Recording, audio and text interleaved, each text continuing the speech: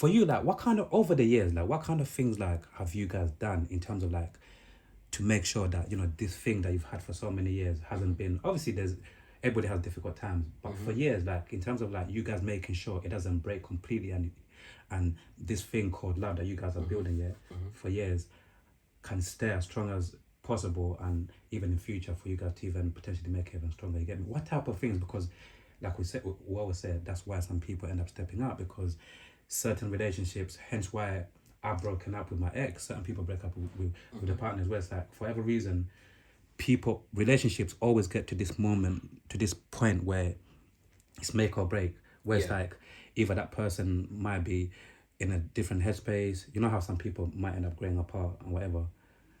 So I'm gonna say one thing. Yeah. First and foremost, to start that, what Yeah. I've seen in today's climate is that people not people people give up too easily.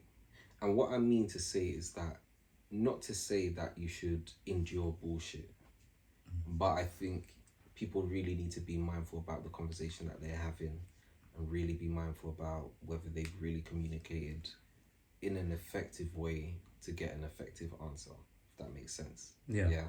As for what has worked for us, or what I have delivered in the relationship, is knowing that the only person I can control is myself. Yeah. And that takes time, because nobody wants to be cheated, or nobody wants to be hurt and whatever, but True. I express what my boundaries are, what my limitations are, and I have trusted that my person will adhere to those, and I've learned to recognize as well that I can't control another human being. If they want to go and cheat, they will go and cheat. What I can control is my response or reaction to that. And I've learned that a reaction does nothing. Yeah, does nothing to change me. Yeah. And in fact it does. A reaction just changes me. It changes my nature inside, but it doesn't change me for the better. Whereas a response can change the world around me.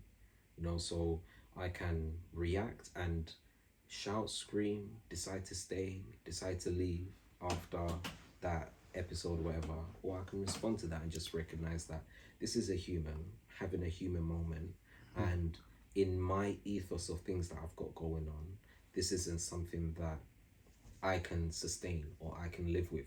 So what I'm going to do is say, as much as I love you, and I do love you, and that is a reality of things, this is not something that we can maintain with. Like, this has broken whatever trust I have inside me. So as much as I love you, I'm going to do what respects me. I'm going to do what will heal me through this pain, whatever, and leave. And I feel like that's it with cheating. I feel cheating as well is always a choice. You don't stumble upon it. You don't whatever. I feel like when you know that you have the choice to cheat, you also know that you have the choice to do the right thing and just call things off. Do you honestly believe that there's some people who honestly just get drunk or off drugs, and they clearly make a mistake? I believe mistakes do happen.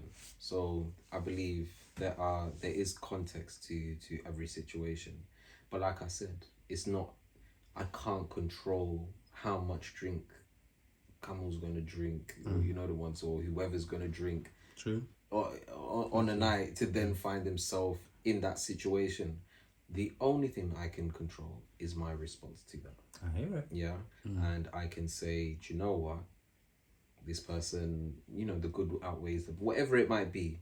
Yeah, and stay, or I can say whatever it might be and leave. But I need to make the decision that respects myself and upholds my boundaries and everything else. Yeah. But what I find in today's society is that, okay, cheating is a big thing. Yeah. But I find on some of the small minor skirmishes, people aren't willing to really put in the work. And I feel people get lost in the bravado of a relationship, i.e. how it looks to society, i.e. how good it makes them feel, and only the good. I feel like a lot of people are only interested in the good. Yeah, they're not really interested in the work that comes with knowing somebody and blending your worlds and creating something new, you know, dealing with all that childhood trauma, and they're dealing with your childhood trauma, and Trauma bonding. you know, like you're trying to make sure you don't trauma bond, and that your relationship is not symbiotic, that we're just feeding off each other's shit kind of thing, and that we're actually challenging each other and breaking down our barriers and breaking down our ideas of ourselves. You know, I feel people aren't really prepared to do that. They just want what's good for Instagram. They want a wedding. You know, they want to say that they've done it. They want to say that they've done it before this age. You know, I don't think there's real thought behind saying that I'm going to dedicate myself to this person. There's a reason why in the deen, you know, like in Islam, it's 50% of your deen to get married. You know, because it's such a spiritual. It's a spiritual thing. Like it's twofold. When we got married, we'd already been together for some time, and not to say that it didn't feel different, but it just felt brighter, if that makes sense. When you got married? Yeah, like the room just felt brighter. I could see more, or like the colors popped a lot brighter. They still do, you know, like that's my vision now type shit. But alhamdulillah, man, it's the best thing I've done. You know, the ones like it's brought so much peace, so much unity. It's like this is my family, and we've got children together as well. It's even the way like the elders kind of even respond to you as well. It's like there's a different layer of respect with it. It's weird. They speak to me. Obviously, I'm still like a son, a nephew, or whatever it may be, but there's a bit more vim in their voice. There's a bit more respect with it. It's like I'm talking to a dad here as well. I'm talking to a patriarch. Yeah. You know, I'm not just chatting to a young boy here. Respect levels are different. Yeah. There's a different respect to it. So, yeah, I think the room was just brighter after getting married. But I feel what is holding a lot of people back is the hard work, and perhaps enduring a lot more bullshit than they actually need to. I think it's really important that you establish your boundaries very early on, and boundaries change as well. So being clear about that consistently, I think, will help a lot of people. That's definitely what has helped me. Yeah. How is your mental health? Your mental health at the moment? How's my like anyone's really? Honestly speaking, that how are you? Yeah, man. How is I it? think what I've been going through in the last couple of years has been a period of rebirth and regrowth. Well, that's interesting. Yeah. For people that might not maybe understand what is maybe the process of a rebirth or like a rebrand, like you said, what does that mean exactly? It's I've had to kill myself so I can really live. Yeah, I've had to kill my ego. Yeah, I've had to kill that part of myself that is so sure of its understanding of this world, to realize that it's far more complex than I perhaps perceive. Yeah. And to be honest with myself and to say that there was a naivety, maybe not even a naivety, but I hadn't taken extra layers. And I'm a pretty deep thinker. I'm a pretty deep, you know, I've got deep waters. So perhaps even for me myself, that my ego has held me back from discovering these parts of myself that truly exist, and recognizing that there are parts of me that really need to go, you know. So yeah, it's been a period of rebirth and regrowth. Yeah, it's reestablishing boundaries in relationships with friends, with family, with everything, and recognizing what needs to go. And there's something in me that is burning. It's like this has to happen now. There's no other time for it. Yeah. This has to happen now. There's something that, inshallah, I'm being prepared for, and I pray pray for it. Oh my God, I pray for it. But like this, I can't see it yet, but I know what I'm going through right now is trimming away all the unnecessary in place for that. That's what I definitely feel inside my soul of souls. Yeah.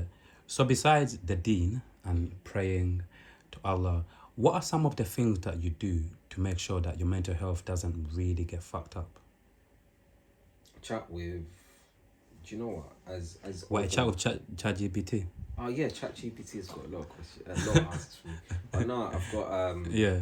What do you do, got, bro? I've got my confidants. Yeah, Okay.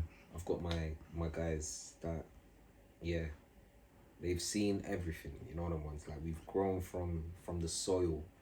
Do you get what I'm saying? So with them, I can't hide. They even see it before. I feel like, you know, when you grow close with people, yeah, you even know in your spirit when something's wrong with them.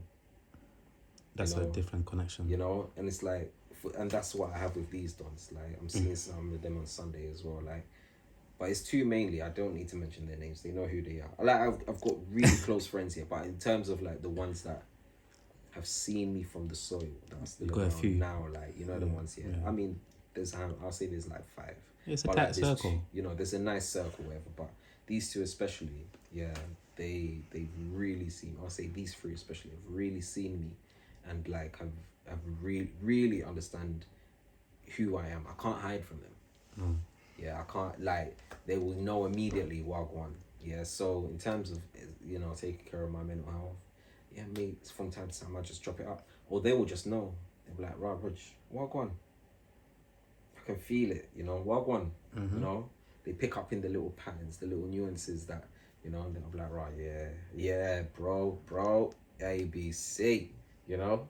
They'll be like, why? you know, and it's vice versa. I'll be like, yo, my guy, oh my gosh, Wagwan with you.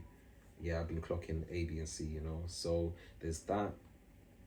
Poetry, funny enough. You know, I used to do a lot more stage. I used to be on stage a lot more. And in this period of rebirth and regrowth, I've recognized that I've neglected that part of myself. And that's taken a toll on my mental health as well. So definitely going to be getting back on stage, inshallah, with the poetry. But I do Inshallah. write. I write all the time, you know. But yeah, I guess I was writing to express so that it wouldn't be just stored inside or stored on paper.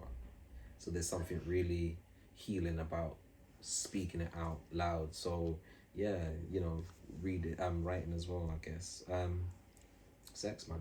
I've got a wife, bro. So Come on. look at the kids we've got, man. She's really taking the stress out, man. But no, honestly, spending time with her. Yeah. Yeah, man. That yeah, spending time with her, honestly.